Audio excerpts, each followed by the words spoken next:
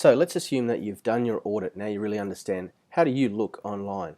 How do you appear online to everyone, to the wider world? The next step is to go through and start claiming your name on the web. So going to all those services and sites and web applications and setting up your profile.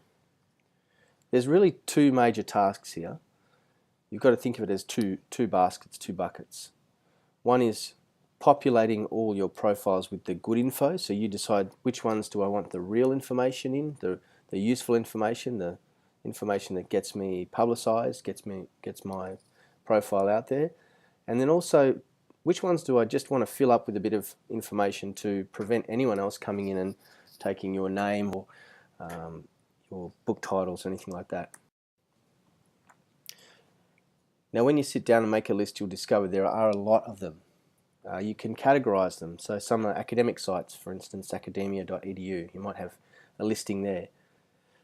There's the social sites, the big ones obviously, Facebook and Twitter, and LinkedIn as a professional directory. Commercial sites like Skype or Microsoft Office 365, you might want to go in and claim a Microsoft account so that no one can have a confusing name that might overlap with yours. If you're a member of Arts Hub, you might go and create a profile there. And then you've got your web apps, things like Instagram, Poplet, ThingLink, anything that you use in your teaching practice which you find useful, just make sure you go in there and get it. The process is really very simple, but it can be a bit laborious. What you really need to do is settle on two sets of information, or one. You don't have to put in fake or placeholder info, but you need to consider whether you want to do it or not, for sure. So you need to have two sets of information, your real info and your informal info, let's call it.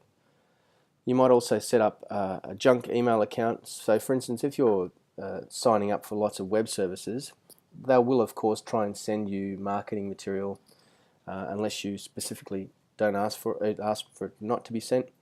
So it's often a good idea to have a junk email account set up that you can attach to those. You can always change the settings later. So if you decide to become more serious about something, you can change it back to your primary email account, but it is useful to know that you can keep them separate. And after that, you've created two sets of information, maybe in a Word document. Then comes the process of just methodically creating those accounts, going into the sites, clicking register, going back to the email account to activate the links that they send you.